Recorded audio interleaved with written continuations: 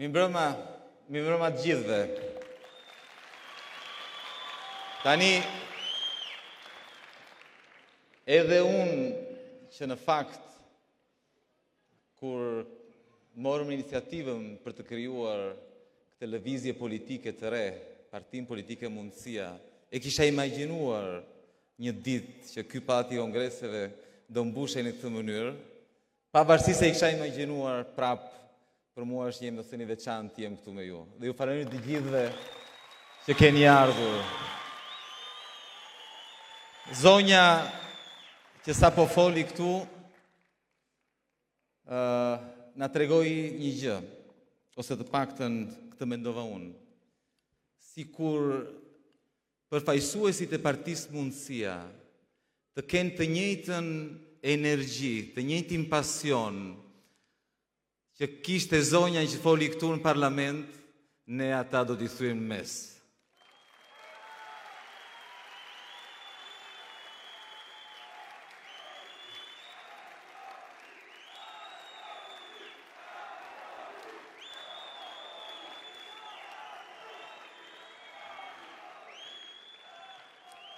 Tani, dua ta nis këtë fjalim me një histori personale. Si çdo fëmijë, edhe unë kam pasur një hero. Një njeri që më ka frymëzuar, që më ka mësuar të mos dorëzohem kurrë. Ky njeri është babai im. Më kujtohet qartë mbretësia e mendimit të tij, intuita dhe aftësia për të parë përtej asaj që dukej në sipërfaqe. Nga i mësova të shoh gjëra ndryshe, të mendoj ndryshe. Mësova një të vërtet madhe, që me punë dhe këmbgulje, asgjë nuk është e pamundur. Kjo bindje më ka bërë që t'jem sot këtu. Ajo më ka mundësuar të realizoj ëndrat e mia, dhe për këtë ju jam përjetësisht mirënjohës prindërve të mi. Por babai im nuk pati fati që pata unë. Ai nuk e njohu kur babain e tij, sepse gjyshi im ndroi jetë në burgun famkeq të Burrelit, si i dënuar politik kur babai im ishte vetëm fëmijë. Kjo histori më ka ndjekur gjithë jetën dhe gjithmonë pyes veten. Çfarë do të kishte arritur në jetë babai im nëse do kishte pasur të gjitha mundësitë që pata unë? Po të kishte jetuar në një Shqipëri të lirë, ku askush nuk të mohon mundësinë të ndjekësh ëndrrën tënde, të shpalosësh talentin, të punosh me nder dhe dinjitet për një jetë më të mirë. Jam i sigurt se do të ishte bërë një sipërmarrës i madh, sigurisht më i madh se që jam bërë unë, ose një mjek me famë, ose një inxhinier brillant, sepse kishte gjithçka për t'ia dalë në jetë, përveç se mundësisë. Dhe e di se në mënyrë të ngjashme, historia e babait tim është historia e shumicës së baballarëve tanë. Por mendoni për një moment, a nuk kishin shqiptarët gjithçka për t'ia dalë? Ku ka popull më ambicioz, më punëtor, më ndrimtar dhe më vizionar se shqiptarët? Imagjinoni sikur këtij populli të mos i kishin bërë kaq shumë padrejtësi, kaq shumë ojime pengesa, ku do të ishte Shqipëria sot? Imagjinoni sikur një pakicë e vogël mos kishte marrë peng ëndrat e shqiptarëve, sikur mos t'ju kishin mohuar të drejtën e pronës, mundësinë për të zhvilluar, të drejtën për të punuar me ndeshmëri. Imagjinoni se ku do ishte Shqipëria sot. Imagjinoni nëse ata miliona shqiptar që kanë shkëlqyer në çdo cep të botës, nëse ata do kishin arritur suksesin në Shqipëri. Imagjinoni se ku do të ishte vendi ynë sot. Por ne sot nuk kemi më nevojë të imagjinojmë në fakt. Sot jemi këtu për të bërë ëndrrën realitet. Ta bëjmë Shqipërinë vendin e mundësive për të gjithë. Nuk ka asgjë më të fuqishme se një ide të cilës i ka ardhur koha. Dhe ide son për një Shqipëri për të gjithë, jo vetëm për një pakicë I ka ardhur koha.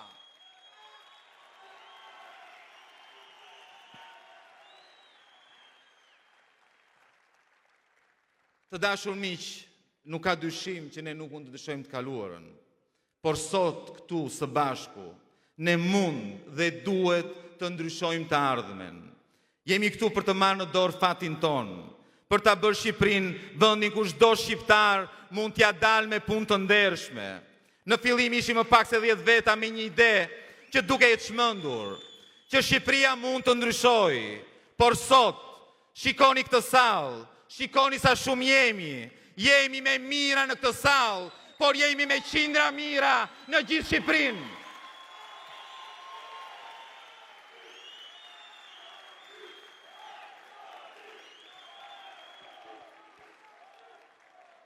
Të dashur miq, Shqipëria sot përballet me shumë probleme.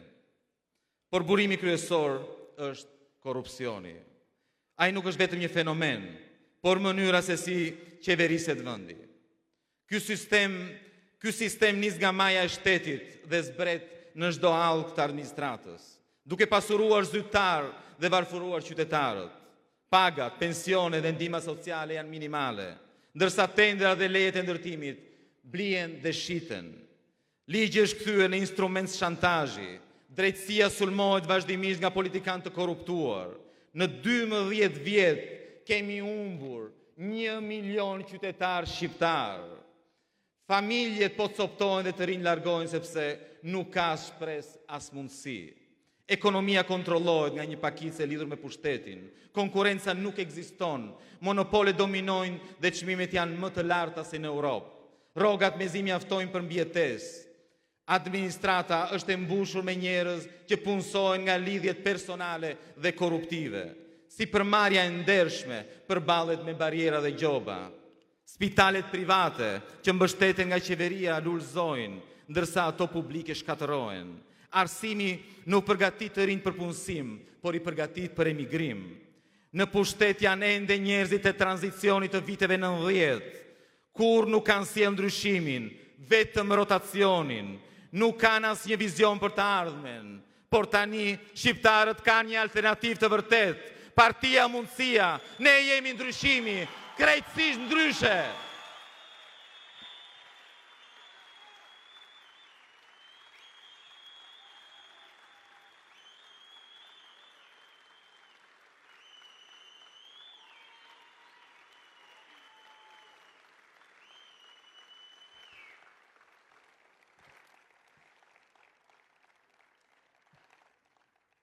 Ne besojmë në një shtet të vogël, që i lë qytetarët të lirë të ndërtojnë vetë të ardhmen e tyre.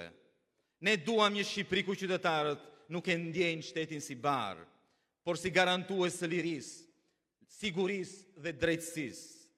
Një shtet që nuk rëndon mbi qytetarët është një shtet që jep mundësi çdo individi të lulëzojë. Ne besojmë se mirëqenia dhe zhvillimi ekonomik vijnë nga liria dhe përgjegjësia personale. Një shqiptar i lumtur është një shqiptar i pasur dhe i lirë të realizojë potencialin e tij. Ne besojmë se lufta kundër korrupsionit është jetike për të krijuar kushtet për zhvillimin ekonomik dhe shoqëror në Shqipëri. Drejtësia është shtylla kryesore e një shoqërie të lirë dhe të drejtë. Ne besojmë që rritja ekonomike është çelësi i zgjidhjes së problemeve të shqiptarëve. Pa rritje ekonomike nuk mund të ketë një arsim më të mirë, një shëndetësi më cilësore, infrastrukturë moderne. Pa rritje ekonomike nuk mund të ketë një jetë më të mirë për shqiptarët. Ne jemi të vetmi që besojmë se ekonomia nuk rritet fal shtetit. Ne jemi të bindur se shteti ka qenë pengesa më e madhe e rritjes ekonomike të Shqipërisë, e mungesës së rritjes ekonomike të Shqipërisë në këto 34 vite.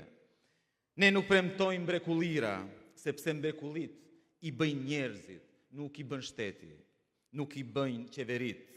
Njerëzit do të rrisin rrogat, ata do të rrisin ekonominë, ata do të rrisin bizneset e tyre, ata do të shtojnë vendet e punës, dhe jo shteti dhe qeverit. Qëllimi kryesor i programit ton është rritja ekonomike. Dështimi më i madh i gjitha qeverive në këto 34 vite të fundit ka qenë pikërisht mungesa e rritjes ekonomike. Ne kemi një plan të qartë dhe konkret për transformuar Shqipërinë në një vend kur çdo qytetar mund të ketë sukses nëpërmjet punës, këmbguljes dhe dëshirës për t'ia dalë. Ne besojmë se ndryshimi fillon me përgjysmimin e taksave për qytetarët dhe bizneset. Për këtë arsye, do të vendosim një taksë të sheshtë prej vetëm 8%, duke ulur drastikisht barën tatimore dhe duke nxitur zhvillimin ekonomik dhe sipërmarrjen e lirë. Administrata publike sot është e mingarkuar dhe e fryrë me shpenzime të panevojshme dhe luksi të papranueshëm. Partia Mundësia angazhohet të kursej mbi 1 miliard euro në vit duke reduktuar administratën dhe duke eliminuar shpenzimet e tepërta dhe të panevojshme. Këto fonde do të financojnë uljen e taksave dhe përmirësimin e shërbimeve publike. Për të garantuar stabilitetin politik dhe transparencë financiare, Shqipëria do të adoptojë euron si monedhë kombëtare. Kjo mas do të eliminojë kostot e panevojshme të këmbimit valutor, do lehtësojë bizneset dhe eksporteve dhe do rrisë besimin e investitorëve vendas dhe të huaj në ekonominë tonë. Një tjetër hap i rëndësishëm do të jetë lufta frontale ndaj korrupsionit dhe nepotizmit. Ne do të anullojmë të gjitha koncesionet dhe PPP-t në hetim nga spaku për korrupsion. Do të përdorim inteligjencën artificiale për të automatizuar procedurat administrative duke ulur hapësirat për korrupsion dhe abuzime. Në këtë luftë kundër korrupsionit, mbështetja jonë për SPAK do të jetë absolute. Ne do të sigurojmë financim dhe kompetenca të zgjeruara ligjore për këtë institucion, duke garantuar drejtësi të pavarur dhe për t'i dhënë fund pandëshkueshmërisë së zyrtarëve të korruptuar. Një nga prioritetet tona kryesore është përmirësimi radikal i klimës së biznesit. Për këtë arsye, ne do të eliminojmë kontrollet e tepërta shtetërore mbi bizneset e reja për 3 vitet e para.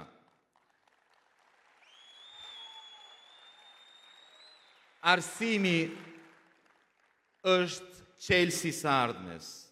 Prandaj ne do të sigurojmë pavarësinë e plotë të institucioneve arsimore dhe do të rrisim pagat dhe kushtet e mësuesve. Arsimi do të jetë plotësisht i depolitizuar, duke garantuar një mjedis të drejtë dhe cilësor për studentët.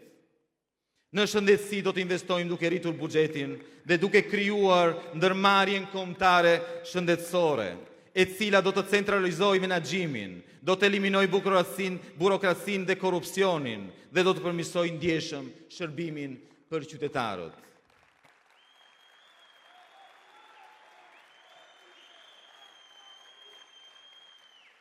Politikat tona sociale janë gjithashtu shumë konkrete. Do rrisim pensionet çdo vit me 10%. Çdo pensionist me të ardhura më të ulta se 300 euro do të përfitojë nga një kontribut minimal jetik për të arritur minimumin 300 euro të ardhura në muaj. Ndërsa çdo fëmijë deri në 14 vjeç do të marrë 600 euro në vit, 50 euro në muaj, duke mbështetur çdo familje shqiptare. Ne jemi vetëm një forcë politike që themi që ne do ulim taksat dhe tregojmë se ku do i gjejmë parat për të mbështetur uljen e taksave, për të mbështetur rritjen e pensioneve, për të mbështetur kontributin për fëmijët. Do kursejmë 1 miliard euro nga 8.2 miliard euro shpenzime në vit që ka shteti shqiptar. Ekonomia jonë do të ketë në fokus zhvillimin e sektorëve si turizmi, teknologjia e informacionit, turizmi mjekësor, shërbimet financiare dhe agrobiznesin, duke eliminuar barierat burokratike dhe duke lehtësuar maksimalisht eksportet. Ne do ta bëjmë shtetin më efikas dhe transparent përmes digitalizimit të plotë të shërbimeve publike, duke eliminuar vendimarrjen subjektive dhe diskriminimin. Diaspora jonë meriton një vëmendje të veçantë.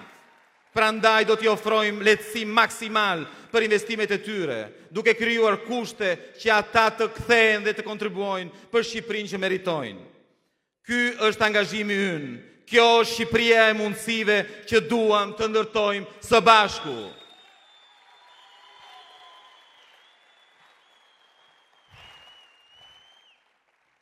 Të dashur miq,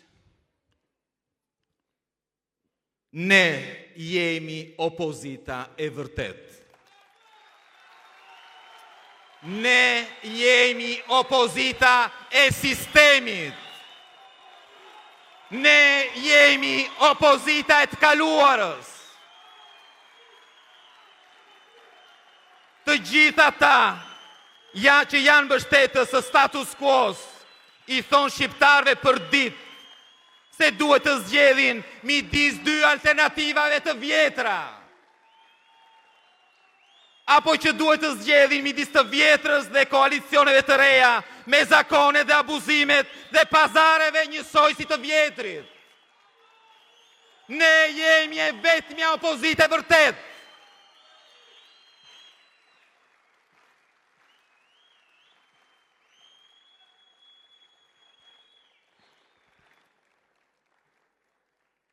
Mos dëgjoni mbështetësit e të vjetrës që duan të bindin që vota juaj për të ardhmen do shkoj dëm. Vota e vetme që u mbet është ajo që jepet nga Afrika ose ajo që shkon për ata që kanë mashtruar për 30 vjet. Vota që jepet për ndryshimin, për të ardhmen tuaj dhe të fëmijëve tuaj, është vota më e vlefshme që ju mund të jepni ose që mund të keni dhënë një herë në jetën tuaj.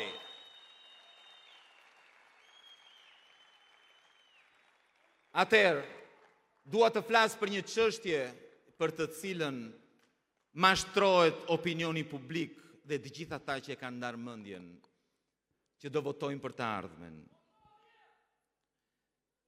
Pasi hynë në kuti, vota juaj nuk mund të preket nga askush. Të gjithë ata që mendojnë se mund të fusin duart në kuti ose në numërim, duhet të dinë që ligji na jep të drejtën e rinumërimit të gjitha kutive. Dhe unë u jap fjalën, do ta ushtrojmë të drejtë për të rinumëruar të paktën 10% të kutive. Ta din mirë ata që planifikojnë, apo që gënjejnë njerëzit duke thënë se do vjedhin votat tona në numërim. Nuk ka shans. Do filmojmë të gjithë procesin e numërimeve. Shikoni sa jemi këtu. Do na keni aty ditën e numërimit, në çdo tavolinë. Do jemi me 10.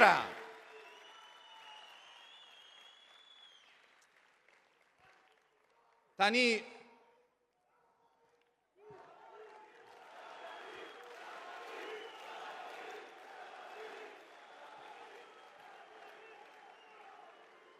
Ramaik është një thirrje që vlen gjithmonë.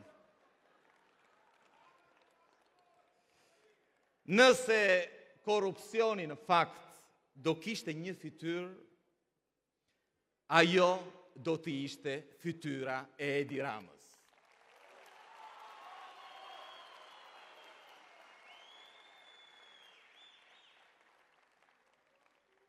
Ai është kryeministri më i korruptuar që ka njohur ndonjëherë Shqipëria.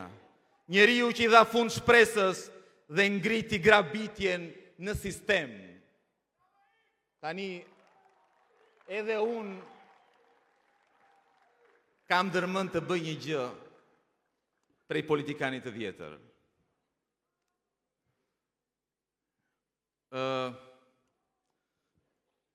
Nëse një ditë, jo ose më mirë, ditën se ka për të ndodhur, ditën që do marrim votën e shumicës për të qeverisur vendin, edhe unë kam diçka për të shëmbur. Kam diçka për të shëmbur. Dua të shëmb fytyrën e korrupsionit që Edi Rama ka ndërtuar në mes të Tiranës. Ajo është fytyra e korrupsionit. Çdo herë që do ta shikoni, mendoni mirë, ajo është fytyra e vjedhjes, fytyra e korrupsionit. Ajo fytyra e shëmtuar, ka vendosur veten e vet në mes të Tiranës, si një diktator, një autokrat banal, siç është. Nuk ka koncesion pa firmën e tij. Nuk ka tender të dyshimt pa miratimin e ti. Nuk ka oligark që nuk është ortak me të. Nuk ka drejtësi nëse nuk del ai para drejtësisë.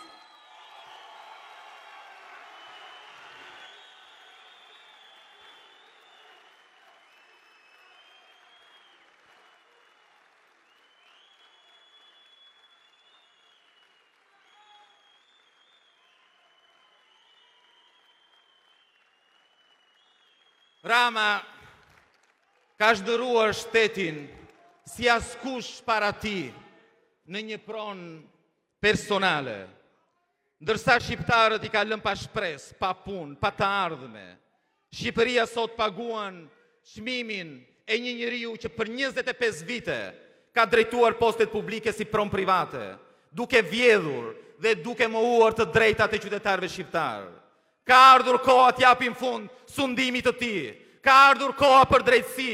Ka ardhur koha që Shqipëria t'ju kthehet njerëzve që punojnë dhe jo atyre që vjedhin.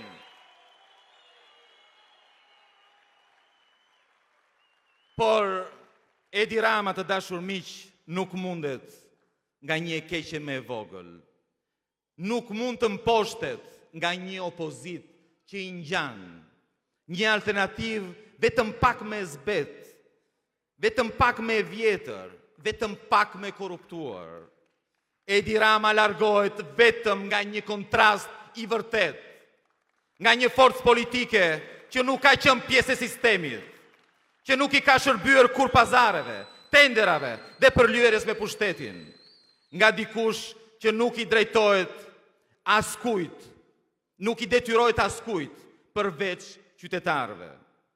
Nëse votoni ajdutin e vjetër, do të fitoni vjedhje të reja. Nëse votoni klonin e vjetër, do të fitoni shfaqje të reja cirku.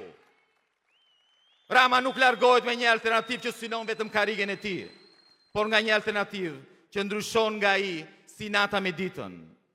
Partia jon nuk është krijuar në zyrat e pushtetit, por në realitetin e vështirë të njerëzve që punojnë, që luftojnë, që sakrifikojnë çdo ditë për të ecur përpara. Ne jemi këtu për t'i dhënë zë atyre që s'kan patur zë, fuqi atyre që janë ndjerë të pafuqishëm, shpresë atyre që janë lodhur duke pritur. Ne kemi një vizion të ri, me njerëz të rinj, me njerëz të ndershëm, që nuk e shohin shtetin si plaç për pushtetarët, por shërbim për qytetarët.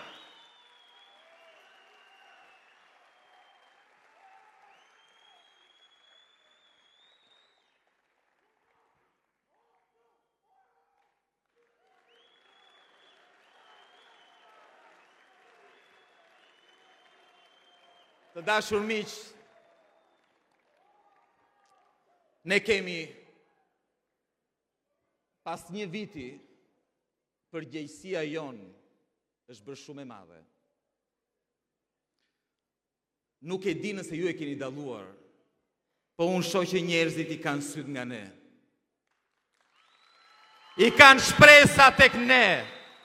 Ne jemi drita në fund të tunelit. Ne po i bëjmë njerëzit të guxojnë të ndërojnë si kur më parë. Dhe ne jemi të vetmi që ëndrrën e tyre për një Shqipëri ku mund t'ja dalësh me punë, mund t'a bëjmë realitet. Kjo është partia mundësia, kjo është koha për kontrastin, kjo është alternativa për të ardhmen. Votoni numrin 10, rrofë Shqipëria, rrofshin njerëzit e ndershëm, rrofshin shqiptarët e ndershëm.